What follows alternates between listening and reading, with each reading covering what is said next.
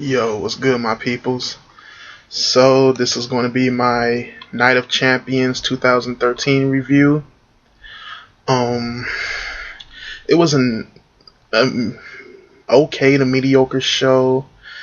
You kicked off the show with the tag team turmoil match, and it ended up primetime players winning. The best parts of the match for me was the Usos versus the Real Americans. That was pretty hype. They got the crowd hype. A lot of the other parts of the match weren't really that great. Brodus Clay just his uniform or outfit, what do you call it, was kind of messed up and didn't work right. Um, Primetime players part of the match was okay, but you could tell it was a little anticlimactic because they were going to do something else later on in the night. So on to the main card. The night started off with Triple H coming out and talking to the crowd and giving a promo. Paul Heyman came out and tried to plead for help. This was okay. I really liked this part. I like that Paul Heyman's, whole desperation and stuff like that, and he just believed he's going to get his ass whipped. It felt kind of new to me and different. Not a lot of, people, wrestlers, managers actually go on the level of saying, this dude is going to beat me up. Please don't give me this match. So yeah, I like that. And I also kind of like that Curtis Axel came out and, told Triple H that, you must be just mad because I beat you. Curtis Axel wasn't good in the promo. He was pretty bad, but I liked the idea of what he was saying. So they ended up giving him a match as a punishment against Kofi Kingston. It was an okay match. Kofi Kingston's a good wrestler. Curtis Axel was, okay in it. Curtis Axel wins, and I really want Kofi Kingston to go further. Curtis Axel is just, they should be switching places to me. Curtis Axel is not really great at all. He's been given a chance, and I think he's blowing. I think Kofi Kingston has improved, and I think he's probably better at mic work. They just need to give him a chance. Next, we had the Divas Match. Best parts of this match was some of the spots that Natalya was doing. The double sharpshooter on Naomi and Brie Bella was pretty cool. Naomi did some pretty nice spots. She botched a few times, so that kind of took away from the match. It was a pretty sloppy match, just to say that. Brie Bella was really sloppy, and I hate that she does all that yelling and stuff in the ring. It doesn't make her, seem like she's energized and pumped. It doesn't sound real for me when she does it. AJ gets a win with the Black Widow, which was pretty nice. I really like that AJ kept the title, and I hope that they do a lot more with her and probably get her against Natalya straight on. I think those two can probably have a good feud together, or Naomi straight on, they can have a good feud together. AJ is like the last breathing pulse of the Divas division. There is not a lot of good things going on in this division right now.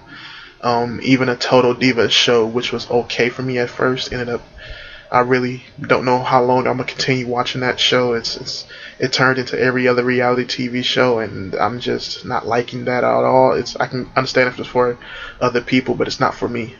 And I just hope that they get somebody besides AJ Lee that can also help this division, because she is, it's not good writing for them, and she is like the last breathing hope of this division. I might do a video talking about the Divas division later on. The next match was the World Heavyweight Championship match. Alberto Del Rio versus Rob Van Dam. This was a pretty okay match. Had a nice few spots. It ended with Del Rio getting a disqualification because he kept holding on to the arm bar, even though Rob Van Dam's arm was on the rope. I like that because it kind of adds more story where this feud didn't really have any story besides Rodriguez not being with Del Rio.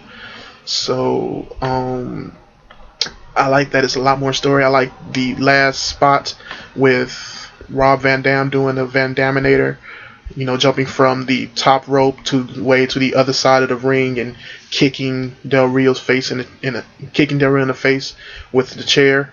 That was pretty nice. I hope there's just more story to this match. It will be a way better match if it had more story to it. So I say it's cool that it's keep going on, but you have to add more story to it, better promos. Something where you get Rob Van Dam or at least Ricardo to do his promos, and you have to do this better. It can't be, the Christian stuff was okay because him and Christian had good matches. The matches aren't going to just work for them because Rob Van Dam, you can feel his age in these matches. The next thing was Miz and Fandango. I don't even want to talk about this match. This match was very, very... It wasn't bad, but it was very mediocre, and it wasn't really a good match. It was pretty... I'll say it was bad. Fuck it, it was bad. Not a lot of spots for them. Probably one from Fandango that was nice. I'm liking Fandango more in the ring, but as a character, I'm liking him more in the ring and as a character, but they've done nothing with him so far, so I can't really say that, I'm liking everything that Fandango is doing. The Miz, I'm not liking anything he's doing. He's gone from a, mediocre heel to a cheesy face, and it's not working at all for the Miz. They need to switch these guys. Fandango needs to go face, Miz needs to go heel, or you need to find somebody to feud against them that's really good face wise and heel wise. The Miz won that, and I care less. Next we had Curtis Axel and Paul Heyman versus CM Punk. It's a pretty okay match, pretty nice match. Not as good as the match with CM Punk, nowhere near as good as the match with CM Punk and Brock Lesnar. Curtis Axel is just not that great of a wrestler. He's not that great of a worker. He's an okay wrestler. He does the moves. He's good at all that stuff. But as far as his in-ring working goes, he just doesn't groove well with people. He doesn't have a lot of good chemistry in the ring. I think they saw something in him and in his name and his legacy, but there's not a lot that's there for them. I like the kendo stick spots at the beginning. I like a lot of the stuff that CM Punk was doing. CM Punk really carried this match a lot. CM Punk ended up beating Curtis Axel, going on to Paul Heyman. I like the little dodge into Paul Heyman. Paul Heyman took a lot of beating this match. Getting hit with the kendo stick a lot, stumped on, putting handcuffs. I got my little beatings worth of him. I like all the little stuff that he was saying, what are you doing? Why are you doing this? That was pretty fun. And all it was leading up to CM Punk getting ready to bash in Paul Heyman's face with the kendo stick. And before that can happen, the big guy, Ryback, comes out and smashes CM Punk into the table. I have to say I like this. Ryback has started off as a good character for me. Gotten to, more losing, and they just didn't know where to go with him as a face. Then came to bringing him as a heel, and they ended up at the same spot. They didn't know where to go with him as a heel. I think they're finally starting to get an idea of what they want to do with him. I'm actually liking the bully stuff. I think he's playing a good character, and he has a character now. And I think the last little touch needed was a manager like Paul Heyman.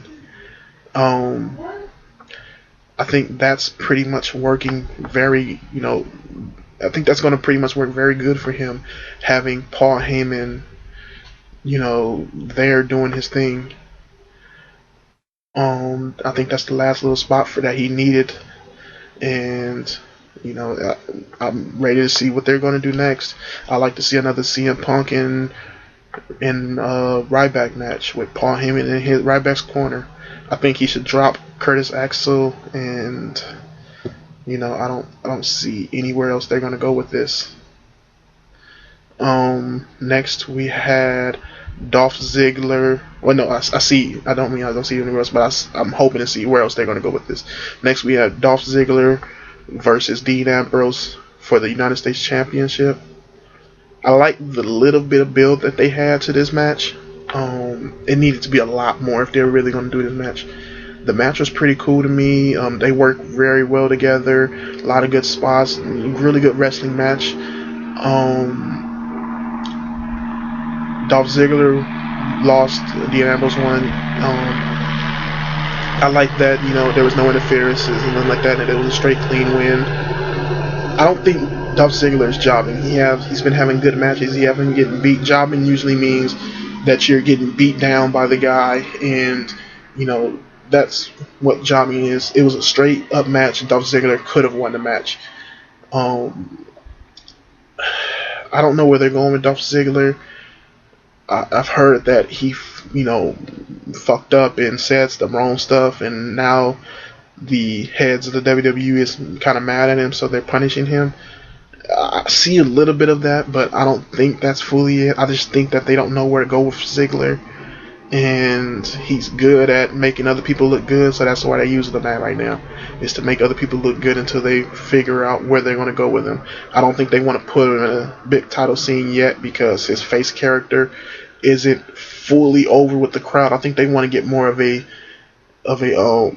Daniel Bryan feel for him before they put him in that scene again. But we're just going to have to see where it goes from there. Next was the Primetime Players versus the Shield. And this was another pretty cool match. Lots of good spots. We got a lot of good, what I like about the WWE and their characters, we got a lot of good character moments with the Shield and with Primetime Players.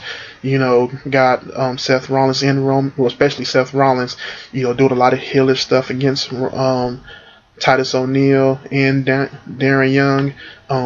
We got a lot of the aggressiveness of Titus O'Neil. You got his move got done to Seth Rollins, and a lot of good good tag team spots for this. The Shield came up winning, and they did their thing. I like that the Primetime Players didn't win here. I think they shouldn't have won here. I think you need to keep building up with more with the tag team division, and you need to just go on and use the Shield, these two guys, to build the tag team division up. So for me, the next thing that can happen is the Usos, the Shield, and the Primetime Players triple threat tag team match at the next pay-per-view. I think that's what's next, and I think that's what needs to be done. That would be very good, and I think you can really get something out of a tag team division with that. I think they're pushing the tag team division. I'm kind of liking where it's going. And the last match we had, another thing on the tag team division is we just need a story for it. That's it. We got the players in there, we got the matches, we got all that stuff. Only thing left to do is put a nice little, it don't have to be anything big, just a nice little story to there, and you'll get what you want out of it. The next match we had was Randy Orton versus Daniel Bryan for the WWE Championship. This was a pretty good match, man. It wasn't, as far as the hype, not hype, but as far as the match itself, the wrestling was better than the Cena match. I would give it that. The chemistry, on the other hand, wasn't as good as the Cena match. Cena does play well to the crowd, better than Orton does. Orton is good as a heel, but Orton could come off flat sometimes. Daniel Bryan carried a good portion of this match as far as when he was on offensive. I don't think Randy Orton doesn't sometimes show that true, heel nature that he should inside of a match. He does a lot of the good moves, but sometimes, it's just that viciousness, it just isn't there, as somebody like you'll get, like that Dean Ambrose has been doing, or that Ryback does. When Ryback does some vicious stuff, you feel it a little bit. That's the one part of Ryback's character that I do like. Um, Daniel Bryan did his thing here and actually surprised everybody by coming out with the win. Um, we got a good few minute celebration in there, and it wasn't as big of a win as it was last time, but it was a surprise of a win. That's what I like. And matter of fact, it was a surprise both times. So I think everybody just didn't think he would win this time, and don't know what's going to happen. Feel like he's going to get the belt taken away. I'm in the position where I think they're going to let him have it, and they're just going to fuck with him. I think what they're going to do is be like, okay, you got the belt. Now you have to be the fighting champion. Now you have to fight. And I think, every day he's either going to have to defend the belt, or every show he's going to have a big time match. They're going to probably put him through gauntlet matches. They're going to probably, handcuff to the rope matches and shit like that. They're going to try to screw him over so much until that, to see if he would just leave. And that's where I would like to see it going. I think the whole stripping of the belt, and because it's a fast counter, because something happened to the ref stuff, is I think that's been done, been there, done that. I think the corporation just said, you may be big and bad, but we're going to show you what's big and bad is. You won the belt fair and square. There's nothing we can do to you that, but we're going to fuck with you now. I like that he won the belt. A month of him getting beat down leading up to this was good. It was a good win, good match, and I'm just anticipating to see what's happening next tomorrow, Monday Night Raw. The three things I'm ready to see what happens in Raw is what's going to happen with Daniel Bryan, what's going to happen with Randy Orton, and all that stuff. The CM Punk right back at Heyman stuff. I want to see what happens with that. I hope they drop Curtis Axel as the Paul Heyman guy and bring Ryback as the Paul Heyman guy. Curtis Axel, who just wasn't working out. I'm interested to see what happens with the Divas. I think that's the one part of the WWE that's the most hampered right now. They need to find something to do with the Divas, and that's the one part that I think that they need to fix. And tag teams, I'm really interested to see what the tag team happens. I want to see what's going to happen with that new Mexican, Spanish, or whatever you want to have it called, tag team. And I give this pay-per-view a C. It was kind of mediocre to okay. It had some good matches in there, some okay matches in there, and some bad matches in there. It was just average, very average. So thank you for watching. Peace.